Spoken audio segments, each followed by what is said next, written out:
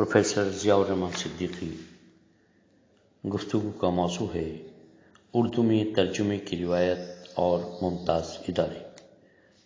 اردو زبان و ادب کی ترقی میں ترجموں کا اہم کردار رہا ہے۔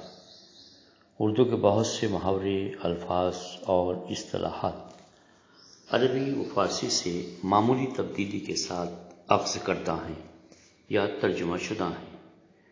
ان ترجموں نے اردو کو جدید بنانے میں مدد دی اور ترقی کی راہ دکھائی۔ فارسی کی مثنویوں اور داستانوں کے تراجم نے ہمارے ادب اور زبان کو وسعت دی۔ فورٹ ولیم کالج کے اردو تراجم نے جدید نسل کی راہ ہموار کی۔ قرآن و حدیث اور دین و مذہب کی کتابوں کے ترجموں نے اس زبان کے مذہبی اور روحانی اظہارات کو وسیع اور مستحکم کیا۔ اردو غزل تو ابتدا میں فارسی غزل سے استفادہ کر کے ہی پروان چڑھی اور محمد قلی قطب شاہ سے غالب تک ہمارے شاعروں نے فارسی غزل کو شعراء کے خیالات کے ترجمے کر کے اردو غزل کو مزید وسعت دی۔ اردو میں ترجمے کی روایت بہت پرانی ہے۔ شروع میں یہ ترجمے حکایتوں کی شکل میں عربی اور فارسی زبانوں سے کیے گئے۔ مذہبی اور اخلاقی کتابوں کے علاوہ قرآن کریم کا ترجمہ بھی ہوا۔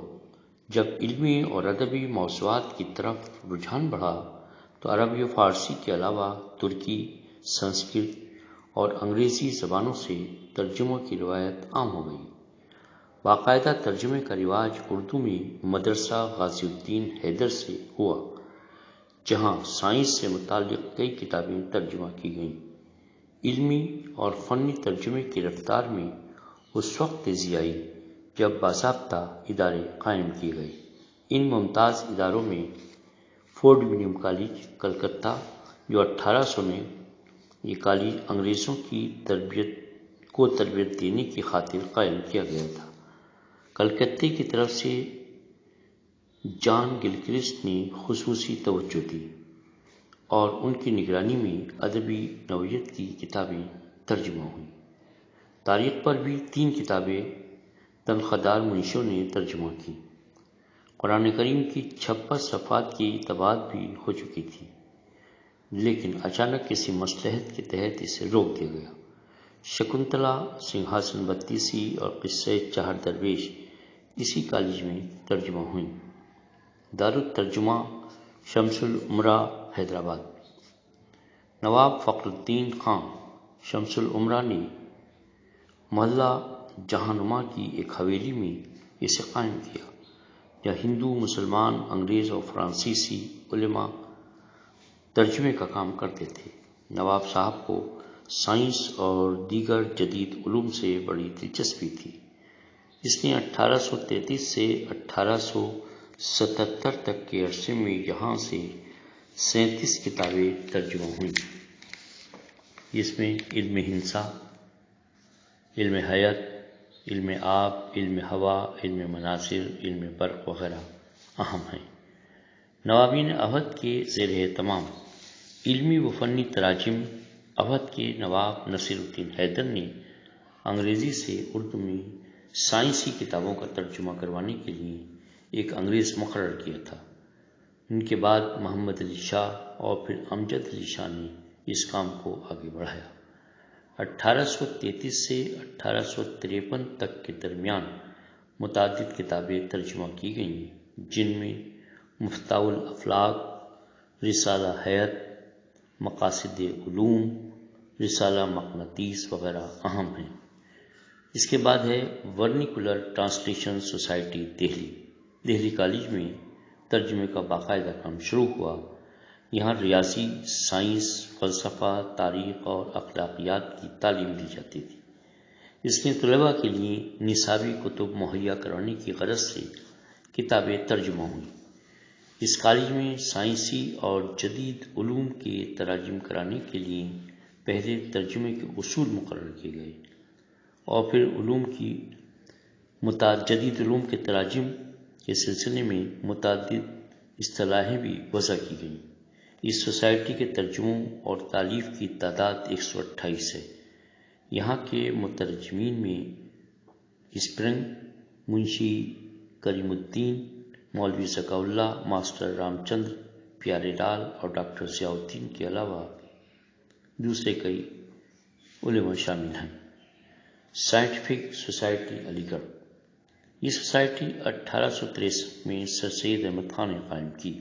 اس کا مقصد انگریزی اور یورپ کی دوسری زبانوں میں لکھی گئی مختلف علوم کی کتابوں کو اردو میں منتقل کرنا تھا۔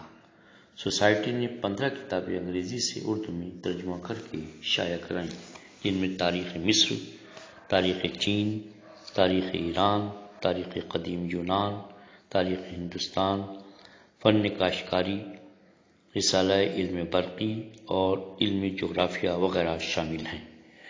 کتابوں پر مترجم کا نام نہیں ہے۔ اس کی پہلی میٹنگ غازی پور اتر پردیش میں 1866 میں منعقد ہوئی۔ مہاراجہ رنبیر سنگھ کا دارالترجمہ جموں و کشمیر، مہاراجہ نے 1850 میں دارالترجمہ قائم کر کے ڈوگری، ہندی، پنجابی اور اردو میں مختلف علوم کی کتابیں ترجمہ کرائیں۔ علم طب سے ترجمہ کی گئی کتابوں کے علاوہ جدید میڈیسن، کاغذ سازی، انجینئرنگ، فوجی فنون، آلات اور مذہبیات وغیرہ کی کتابیں شامل ہیں۔ اس کے بعد ہے دارالترجمہ عثمانیہ حیدرآباد۔ جامعہ عثمانیہ کا قیام اس لیے عمل میں آیا تھا کہ اردو میں جدید علوم و فنون کی تعلیم دی جا سکے۔ اس کے لیے دارالترجمہ قائم کیا گیا تاکہ نصابی کتب دستیاب ہو سکے۔ یہاں ایسے لوگ ملازمت کے لیے رکھے گئے جو کسی خاص موضوع کے ماہر بھی تھے اور انگریزی کے علاوہ اردو، عربی، فارسی زبانوں پر عبور رکھتے تھے۔ دارالترجمہ کے ناظم مشہور محقق مولوی عبدالحق تھے۔ یہاں صرف تاریخ پر 95 کتابیں ترجمہ ہوئیں، معاشیات پر 19، فلسفے پر 27 اور نفسیات پر 15 کتابوں کے ترجمے ہوئے۔ اخلاقیات پر ترجمہ ہونے والی کتابوں کی تعداد 12 تھی۔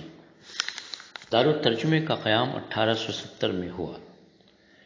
2 سال بعد ہی کتابوں کی اشاعت شروع ہو چکی تھی۔ یہاں کل 426 کتابیں ترجمہ ہوئیں اور 31 کتابیں تالیف کی گئیں۔ ان کتابوں میں 360 کتابیں انگریزی سے ترجمہ ہوئی تھیں، 5 جرمن، 3 فرانسیسی، 51 عربی اور 17 فارسی تالیف کے ترجمے تھے۔ 1947 میں ریاست حیدرآباد یونین میں ضم کر دی گئی، جس کے بعد ترجمے کا کام کی رفتار کم ہو گئی۔ 1949 میں دارالترجمہ کے دفتر میں آگ لگ گئی اور کئی قیمتی مسودے شعلوں کی نذر ہو گئے۔ 1950 میں یہ شعبہ ختم ہو گیا اور جامعہ عثمانیہ کا ذریعہ تعلیم اردو سے انگریزی ہو گیا۔ دور جدید میں قومی کونسل برائے فروغ اردو زبان، نئی دہلی، اس کا پہلا نام ترقی اردو بیورو تھا۔ یہاں خاصی تعداد میں علمی و فنی کتابوں کے ترجمے کرائے گئے۔ ان میں تاریخ، سائنس، جغرافیہ، علم کیمیا، گھریلو سائنس، ٹیکنالوجی، ریاضی، زراعت، سماجیات، سیاسیات، طب، کمپیوٹر سائنس، فلسفہ، فنون لطیفہ، لائبریری سائنس اور معاشیات وغیرہ اہم ہیں۔ یہاں دارالمصنفین اعظم گڑھ کا بھی ذکر کرنا ضروری ہے۔ اس ادارے نے مشرقی علوم و فنون کے ساتھ ساتھ مغربی فلسفیوں اور ماہرین نفسیات کی بعض اعلیٰ تصانیف کے اردو تراجم کروائے۔ 1964 تک دارالمصنفین نے مختلف علوم و فنون کی 177 کتابیں ترجمہ و تالیف کے بعد شائع کیں۔ اس کے علاوہ ساہتیہ اکیڈمی نئی دہلی اور نیشنل بک ٹرسٹ جیسے اداروں نے بھی ترجمے کے فن کو جلا بخشی۔ شکریہ۔